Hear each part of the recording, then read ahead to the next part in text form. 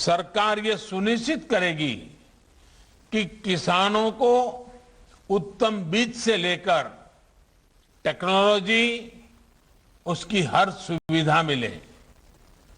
इस मिशन के तहत ऑयल पाम की खेती को प्रोत्साहन देने के साथ ही हमारी जो अन्य पारंपरिक तिलहन फसलें हैं उसकी खेती को भी विस्तार दिया जाएगा। साथियों, आज भारत कृषि निर्यात के मामले में पहली बार दुनिया के टॉप 10 देशों में पहुंचा है, पहले 10 देशों में पहुंचा है। कोरोना काल में ही देश ने कृषि निर्यात के नए रिकॉर्ड बनाए हैं।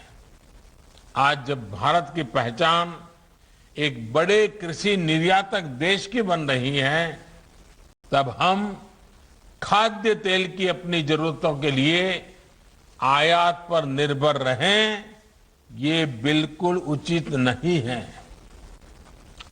इसमें भी आयातित ऑयल पाम ऑयल का हिस्सा 55% से अधिक है। इस स्थिति को हमें बदलना है। खाने का तेल खरीदने के लिए हमें जो हजारों करोड़ रुपए विदेश में दूसरों को देना पड़ता है, वो देश के किसानों को ही मिलना चाहिए। भारत में पाम ऑयल खेती के लिए हर जरूरी संभावनाएं हैं। नॉर्थ ईस्ट और अंडमान निकोबार द्वीप समूह में विशेष रूप से इसे बहुत बढ़ाया जा सकता है। ये वो क्षेत्र हैं जहां आसानी से पाम की खेती हो सकती है, पाम ऑयल का उत्पादन हो सकता है। साथियों, खाने के तेल में आत्मनिर्भरता के इस मिशन के अनेक लाभ है। इससे किसानों को तो सीधा लाभ होगा ही, गरीब और मध्यम वर्ग के परिवारों को सस्ता और अच्छी क्वालिटी का तेल भी मिलेगा। यही नहीं, ये मिशन बड़े स्तर पर रोजगार का निर्माण करेगा, फूड प्रोसेसिंग इंडस्ट्री को बल देगा। विशेष रूप से फ्रेश फ्रूट बंच प्रोसेसिंग से जुड़े उद्योगों का विस्तार होगा। जिन राज्यों में पाम ऑयल की खेती होगी, वहां ट्रांसपोर्ट से लेकर फूड प्रोसेसिंग यूनिट्स में युवाओं को अनेक रोजगार मिलेगा। भाइयों और बहनों, ऑयल पाम की खेती का बहुत बड़ा लाभ देश के छोटे किसानों को मिलेगा। ऑयल पाम का प्रति हेक्टेयर उत्पादन बाकी तिलहन फसलों की तुलना में बहुत ज्यादा होता है। यानी ऑयल पाम मिशन से बहुत छोटे से हिस्से में ज्यादा फसल लेकर छोटे किसान बड़ा मुनाफा कमा सकते हैं। साथियों, ये आप भली भांति जानते हैं कि देश के 80% से अधिक किसानों के पास 2 हेक्टेयर तक ही जमीन है। आने वाले 25 साल में देश की कृषि को समृद्ध करने में इन छोटे किसानों की बहुत बड़ी भूमिका रहने वाली है। इसलिए अब देश की कृषि नीतियों में इन छोटे किसानों को सर्वोच्च प्राथमिकता दी जा रही है।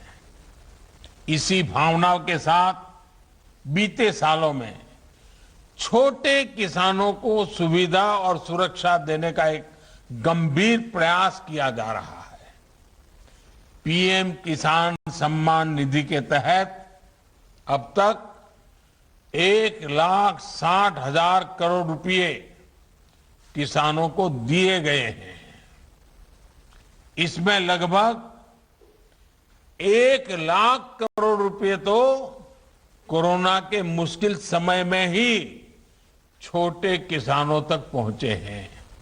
यही नहीं, कोरोना काल में ही 2 करोड़ से ज्यादा किसान क्रेडिट कार्ड जारी किए गए, जिनमें से अधिकतर छोटे किसान हैं। इनके माध्यम से किसानों ने हजारों करोड़ रुपए का ऋण भी लिया है। कल्पना कीजिए, अगर ये मदद छोटे किसानों को ना मिलती तो 100 वर्ष की इस सबसे बड़ी आपदा में उनकी क्या स्थिति होती।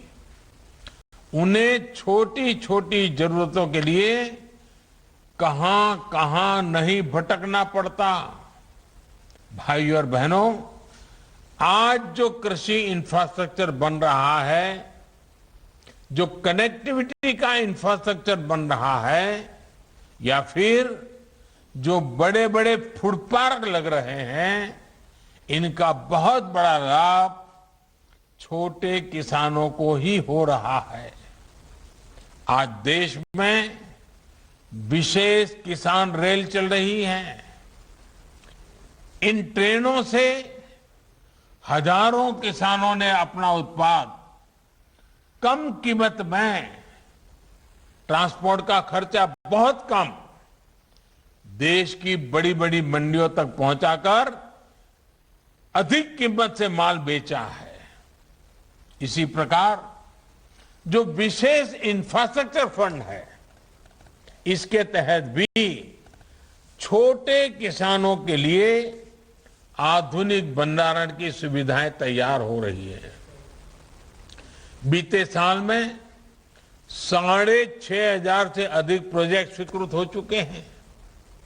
ये प्रोजेक्ट जिनको मिले हैं, उनमें किसान भी हैं, किसानों की सोसाइटी और किसान उत्पादक संघ भी है, सेल्फ हेल्प ग्रुप भी है और स्टार्टअप्स भी हैं।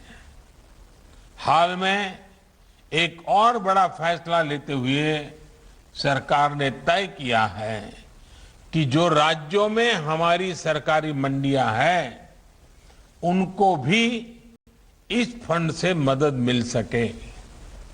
इस फंड का उपयोग करके हमारी सरकारी मंडियां बेहतर होगी, ज्यादा मजबूत होगी, आधुनिक होगी। भाई और बहनों, इंफ्रास्ट्रक्चर फंड हो या फिर 10,000 किसान उत्पादक संघों का निर्माण, कोशिश यही है कि छोटे किसानों की ताकत को बढ़ाया जाए, छोटे किसानों की बाजार तक पहुंच भी अधिक हो और बाजार में मोल भाव करने की उनकी क्षमता भी वृद्धि हो। जब एफपीओ के माध्यम से सहकारी तंत्र से सैकड़ों छोटे किसान एकजुट होंगे तो उनकी ताकत सैकड़ों गुना बढ़ जाएगी।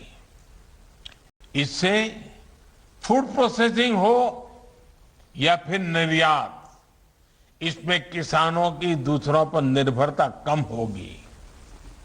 वो स्वयं भी सीधे विदेशी बाजार में अपना उत्पाद बेचने के लिए स्वतंत्र होंगे। बंधनों से मुक्त होकर ही देश के किसान और तेजी से आगे बढ़ सकेंगे। इसी भावना के साथ हमें आने वाले 25 साल का एक संकल्प को सिद्ध करना है। तिलहन में आत्मनिर्भरता के मिशन में हमें अभी से जुट जाना है। एक बार फिर पीएम किसान सम्मान निधि के सभी लाभार्थियों को मेरी बहुत बहुत शुभकामनाएं, बहुत बहुत धन्यवाद।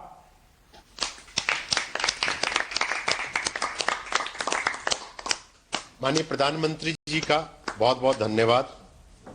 कार्यक्रम के अंत में हम माननीय प्रधानमंत्री जी, केंद्रीय कृषि कल्याण मंत्री जी, उपस्थित माननीय मुख्यमंत्रीगण, केंद्रीय और राज्य के मंत्रीगण को अपना अपार आभार व्यक्त करते हैं जिन्होंने इस कार्यक्रम की शोभा बढ़ाई। मैं इस कार्यक्रम में उपस्थित सभी गणमान्य व्यक्तियों का भी, किसान भाई बहनों का भी आभार प्रकट करता हूं।